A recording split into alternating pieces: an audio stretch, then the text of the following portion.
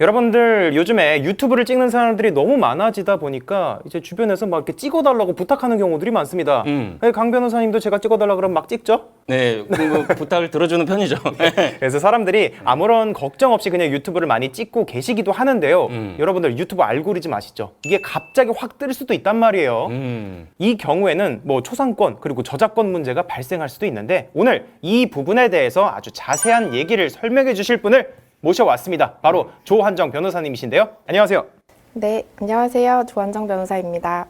네, 조한정 변호사님. 이 초상권 그리고 저작권 문제로 최근에 무슨 소송을 하셨다고 들었습니다.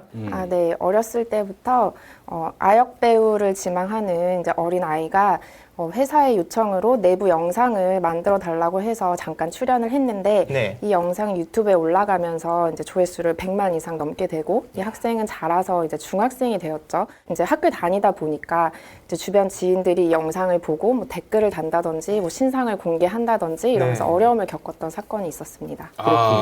이게 그러니까 그때 당시 어렸을 때 찍었을 때에는 이게 유튜브라는 게 생기기도 전이었어요? 없었죠. 네.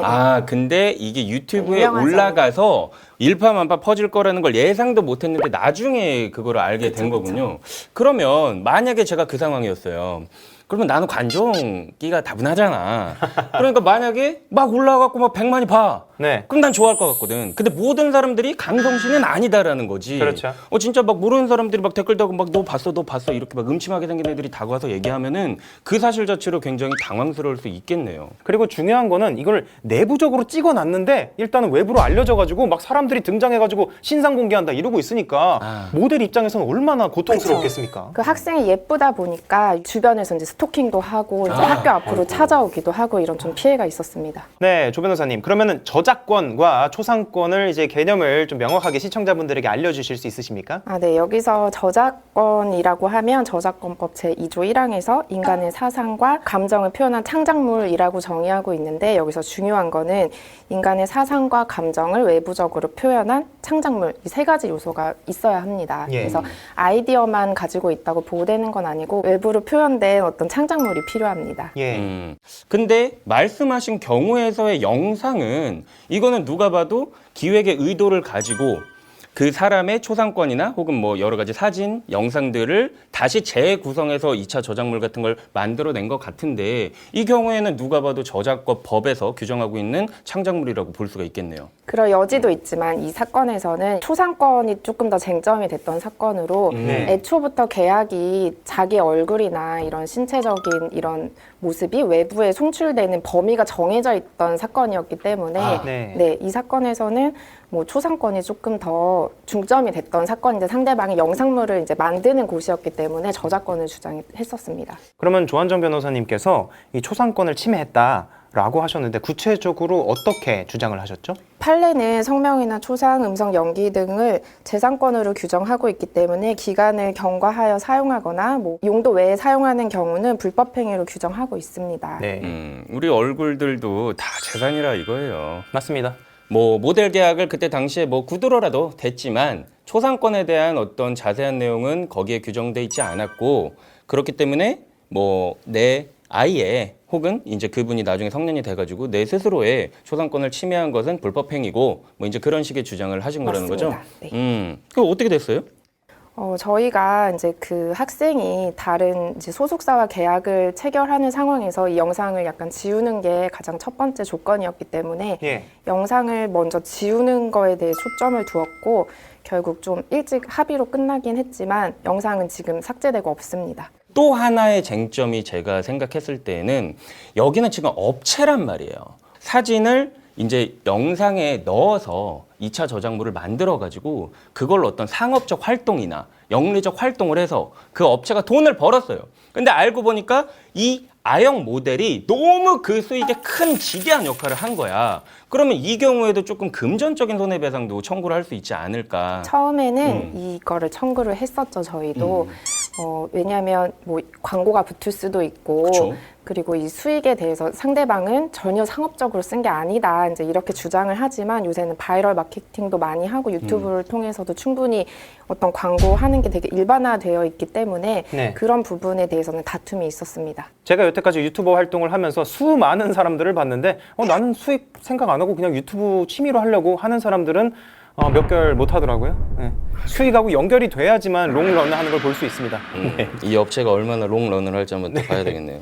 그러면은 이 학생의 고통이 되게 심했을 것 같은데 옆에서 직접 지켜본 조한정 변호사님의 마음은 어땠습니까? 네, 저도 이제 뭐 어른들의 이런 상업적인 막 이런 것 때문에 영상물을 내려주지 않는 거에 대해서 조금 화가 나기도 했고 그렇군요. 실제로 학생이 앞으로 이런 일을 계속 해야 되는데 이걸 너무 상처를 받아서 이제 카메라 앞에 서기 싫다, 이제 무섭다 이런 말을 많이 해가지고 저도 좀 그런 부분이 되게 안타까웠습니다. 네. 사실 저도 이제 사건을 진행하다 보면 이제 저 같은 경우에는 엄밀히 얘기하면 제3자잖아요. 네. 그러니까 의뢰인의 입장을 완벽하게 이렇게 막 공감할 수는 없어요. 마음까지는. 그래서 제가 봤을 땐 뭔가 조금 더 증거가 나오거나 혹은 상대방이 조금 더 예를 들면 협박자 같은 경우에 조금만 더 하면 이거 진짜 협박 이거 빼박으로 증거를 받을 수 있을 것 같은데 근데 의뢰인의 마음은 그게 아닌 거야. 특히나 이런 영상 SNS로 올라가는 거는 빨리 그냥 이 사건을 합의금이고 뭐고 그냥 빨리 그냥 내려버리고 맞아요. 그냥 고소 취하하고 그냥 내리는 걸 조건으로 이렇게 그냥 무마해서 더 이상의 어떤 정신적 고통이나 심적 고통, 2차 피해를 안 당하는 거를 더 우선적으로 생각하는 경우들이 종종 있어요. 그쵸, 소송이 길어지면 힘들 수 있으니까. 그렇지. 그것도 그렇고 제 입장에서 근데 또 안타까운 부분이 있는 거예요. 왜 이거를 금전적 청구를 할 수 있는데 이런 것만 조금 더 구해 오세요. 증거 조금만 있으면 할 수 있는데 조금만 우리 해봅시다. 할 수 있다니까요. 물론 뭐 성공 보수를 바라고 한 거 아니야. 아닌데 어쨌든 의뢰인의 입장에서 아니에요 변호사님 이제 힘들어요. 지쳤어요. 그냥 이제 그만할래요. 저 돈 안 받아도 돼요. 그 사람 감옥 안 가도 돼요. 그러니까 좀 이런 거 내리게 해주세요. 이런 부분도 분명히 있다라는 거. 네, 일반 시청자분들 입장에서는 왜 끝까지 안 갔냐라고 생각하실 수도 있는데 그 사건을 실제로 겪는 자와 그리고 지켜보는 제3자의 입장은 다르니까 어쩔 수 없는 문제 같습니다. 네, 조한정 변호사님께서 다뤘던 이 사건과 또 유사한 사례가 있습니까? 제가 화장품 회사를 자문하고 있는데 이와 유사한 사건들이 많이 있습니다. 예. 보통 화장품 특성상 SNS나 뭐 바이럴 마케팅을 하는 경우가 많아서 주변에 지인이 모델이 되기도 하고 또 직원이 직접 모델이 되는 경우도 있습니다. 그래서 반대로 회사 입장에서는 어떤 그 모델 계약을 할 때 범위 이용 범위나 그리고 초상권을 어디까지 이제 사용할 수 있는지 별도의 동의를 꼭 받도록 하고 있습니다. 앞으로의 네. 분쟁을 좀 예방하기 위해서 네. 네, 이런 부분을 좀 계약서에 꼼꼼히 쓰도록 네. 하고 있습니다.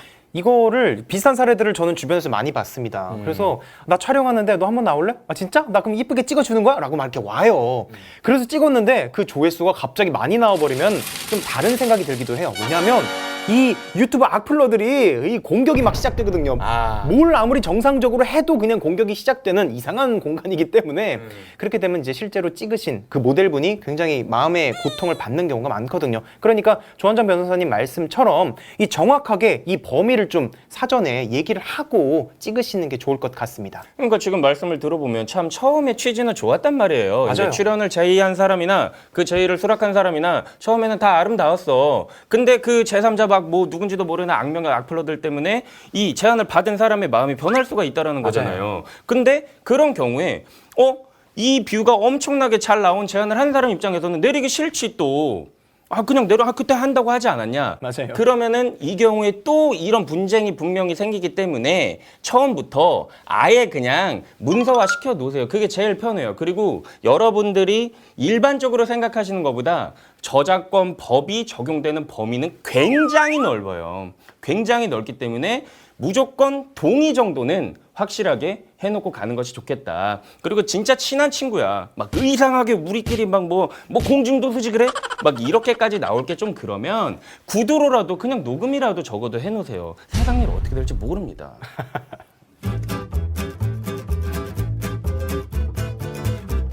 네, 이렇게 항상 제 옆에 계셔주시는 우리 강성진 변호사님과 그리고 조한정 변호사님과 함께 오늘 아주 좋은 영상 찍어봤습니다. 오늘도 끝까지 함께 해주셔서 정말 감사드립니다.